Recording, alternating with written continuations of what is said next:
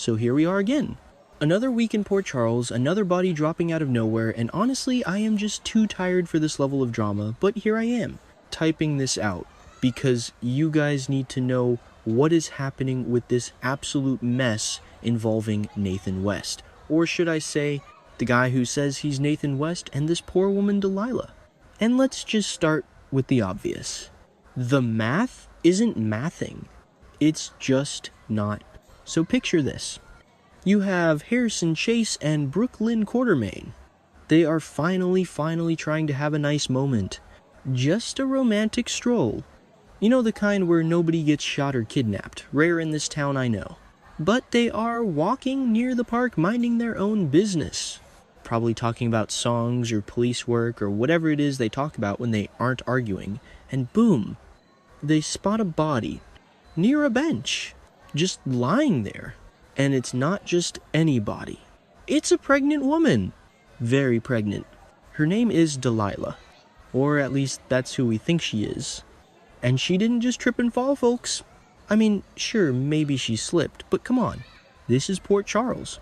Nobody just slips unless they are being pushed by a Cassadine or a mob rival. So BLQ, who by the way has surprisingly good instincts for this kind of horror show, spots her first. And because Chase is Chase, he goes into full hero mode. They rush over. She's barely conscious. She doesn't want to go to the hospital. Which is red flag number 1. Who is 7 months pregnant lying in the dirt and says, "No, I'm fine, don't take me to the doctors." Someone who is hiding something, that's who, but they take her anyway. Because obviously, you don't leave a pregnant lady on a park bench. So they get to General Hospital and it is chaos. Panic. Doctors running everywhere. Britt Westbourne is involved, which adds a whole other layer of stress because Britt is barely holding it together herself these days. They have to do an emergency C-section. Stat? To save the baby? To save her? And the whole time, Delilah is freaking out between gasps of pain, insisting she can't be having contractions because she is only 7 months along. 7 months. Keep that number in your head. Write it down. Tattoo it on your forehead. 7 months. Because guess who else popped back up in Port Charles exactly 7 months ago? Nathan West. Or the man currently walking around wearing Nathan West's face. And I have been saying this for weeks, months even, but nobody listens to me. Something is wrong with that guy. You don't just come back from the dead after years away with zero memory and act completely different. I mean, am I the only one who remembers the old Nathan? The guy who worshipped the ground Maxie Jones walked on? The guy who was so sweet it almost made your teeth hurt? This new guy, this Nathan, he's cold. He's weird. And now we have Delilah. She shows up 7 months pregnant. Nathan has been back for 7 months.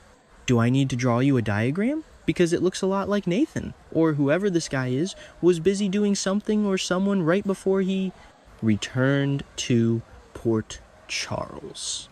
And let's talk about the timeline. If Nathan has been back for 7 months, and she is 7 months pregnant, that means conception happened right around the time he supposedly woke up or escaped or whatever story he is feeding the PCPD. Did she follow him here? Was she keeping him stashed away somewhere? Was she the reason he came back? Or, and this is the darker theory, was he running away from her? Because let's look at the facts. Nathan claims he has amnesia. Convenient, right? The classic, I don't remember anything from the last 7 years excuse. It's the oldest trick in the soap opera book. But is it true, or is it a cover? Because if he actually remembers everything, then he knows exactly who Delilah is. He knows about the baby. And maybe, just maybe, he's the reason she ended up lying next to that park bench. I know, it's dark. But look at his behavior. He has zero feelings for Maxie. None. Zip. Nada. And that is the biggest tell for me. If your last memory was being married to the love of your life, and you wake up, even if time has passed, you don't just look at her and shrug. You feel something. But this guy, he's looking at Lulu Spencer like she's the last glass of water in the desert. He is pursuing Lulu hard. And sure, Lulu is great, but it's disrespectful to the memory of what he had with Maxie. It's un-Nathan-like. And then there are the slip-ups. Oh, the slip-ups. He's been making them. Little things. Mentioning details about his father or his upbringing that don't match his history. He made some comment about the blizzard storm and how he was raised, and Lulu's sharp as a tack, that one caught it. She noticed, but he just fluffed it off. Oh, my memory is fuzzy. Oh, I must have gotten confused. Yeah, right. You're not confused, buddy. You're lying. And the police work. The man used to be a top-tier detective. Now, he's fumbling. He's rusty. He's forgetting protocol. People are saying, oh, give him a break, he's been gone for years. No. Muscle memory is a thing. Police training is ingrained. If you are a cop, you don't just forget how to handle evidence or secure a scene, unless you aren't actually a cop.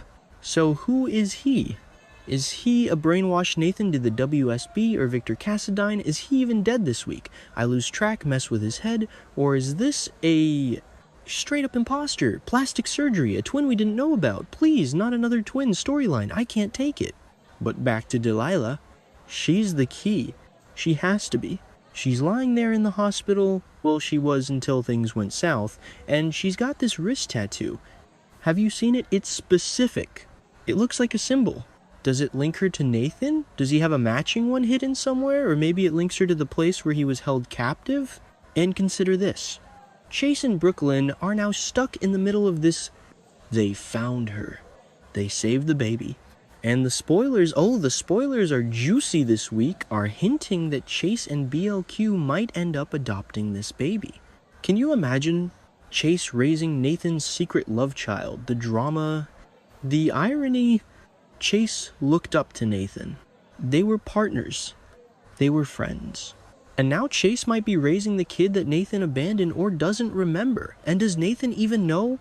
If Nathan is the father and he's walking around playing house with Lulu, totally oblivious that his ex-lover or victim just died giving birth to his son a few floors away, that is a ticking time bomb. And what about Maxie? If this comes out that Nathan got another woman pregnant while he was missing, it's going to crush her. Even if she's with Spinelli now, it tarnishes the memory of the saintly Nathan West she mourned for years. But let's get real for a second. The way Delilah was found, suspicious. Very suspicious. Toppled over? Slipped? Yeah, okay. In Port Charles, gravity doesn't work like that. Someone pushed her. Someone wanted her out of the way. Was it Nathan? Did she threaten to expose him? Did she come to town and say, hey, I know you're not who you say you are, and he silenced her? Or maybe it wasn't him. Maybe it was the people chasing him. Maybe Nathan is a victim too, and the bad guys followed him back, found Delilah, and tried to take her out to send a message. But I keep going back to the 7 months. 7 months pregnant. Returned 7 months ago. It's too perfect. In the soap world, there are no coincidences. That baby is his. Or at least the baby belongs to the man wearing his face. And poor Brooklyn. She just wants a family. She wants this so bad. And Chase, he's got that savior complex. He sees a helpless baby, he sees a dead mother, and he thinks, I can fix this. I can be the dad. But they are walking into a minefield. Because if that baby is a West, or a Reeves, or a Cassadine, or whatever Nathan is, then that kid comes with baggage. Heavy baggage. And Britt. We have to talk about Britt. She was the doctor. She was there. She heard things. Britt is smart. She's messy, but she's smart. If Delilah whispered something before she died, and they always do, don't they? The dying confession, Britt knows. And Britt holding on to a secret like that? It's dangerous. She's grieving, she's volatile, and she's got ammo. So here is where we stand. We have a dead mother. We have a miracle baby. We have a hero cop who is acting like a stranger and flirting with his ex's best friend. We have a tattoo that probably holds the code to the whole mystery. And we have Chase and BLQ about to make a life-changing decision based on a lie. I'm telling you, keep your eyes on Nathan. Watch his hands. Watch his eyes when he sees that baby. Does he recognize it? Does he flinch? Or is he so deep in his brainwashing cover story that he doesn't even register his own flesh and blood? And Lulu. Girl, run. I know he's handsome. I know he's Nathan. But the red flags are waving and they are bright crimson. He's not the guy you remember. He's not the guy Maxie married. He's something else. And whatever he is, it just got a whole lot deadlier. I need coffee. A lot of it. Because this storyline is going to keep me up at night. Just remember, when the truth comes out, and it will probably during sweeps, you heard it here first. The math doesn't lie. 7 months is 7 months. And Nathan West is a liar.